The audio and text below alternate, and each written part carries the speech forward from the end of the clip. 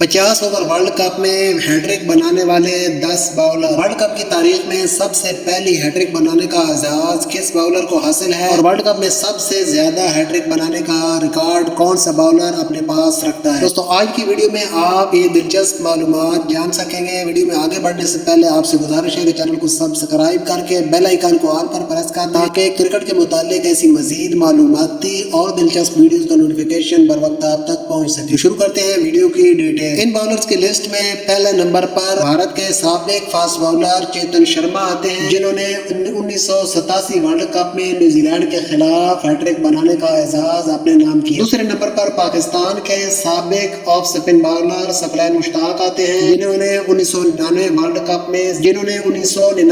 Cup میں Zimbabwe کے خلاف ہیٹرک کرنے کا اعزاز حاصل کیا۔ تیسرے نمبر پر سری لنکا کے جمیت آواز آتے ہیں، جنہوں نے ورلڈ کپ 2003 میں بنگلہ دیش کے خلاف ہیٹرک بنائی۔ چوتھے نمبر پر آسٹریلیا کے سابق فاسٹ باؤلر بریٹ لی آتے ہیں، جنہوں نے 2003 ورلڈ کپ میں کینیا کے خلاف ہیٹرک بنائی۔ پانچویں نمبر پر سری لنکا کے لاست ملنگا، جنہوں نے 2007 ورلڈ کپ میں ساؤتھ افریقہ کے خلاف ہیٹرک بنانے کا اعزاز حاصل کیا۔ چھٹے نمبر پر ویسٹ انڈیز کے فاسٹ باؤلر کیما روچ آتے ہیں، جنہوں نے 2011 ورلڈ کپ میں نیدرلینڈ کے خلاف ہیٹرک بنانے کا اعزاز حاصل کیا۔ ساتویں نمبر پر پھر سری لنکا کے فاسٹ باؤلر لاست ملنگا آتے ہیں، جنہوں نے 2011 ورلڈ کپ میں کینیا کے خلاف ہیٹرک بنائی۔ آٹھویں نمبر پر انگلینڈ کے اسٹیو فن آتے ہیں، جنہوں نے 2015 ورلڈ کپ کے پہلے ہی میچ میں آسٹریلیا کے خلاف ہیٹرک بنا ڈالی۔ نویں نمبر پر ساؤتھ افریقہ کے آل راؤنڈر جے پی ڈومنی آتے ہیں، جنہوں نے 2015 ورلڈ کپ کوارٹر فائنل میں سری لنکا کے خلاف ہیٹرک بنانے کا اعزاز حاصل کیا۔ 10ویں نمبر پر بھارت کے محمد شمی آتے ہیں، جنہوں نے 2019 ورلڈ کپ میں افغانستان کے خلاف ہیٹرک بنائی۔ دوستو ورلڈ کپ کی تاریخ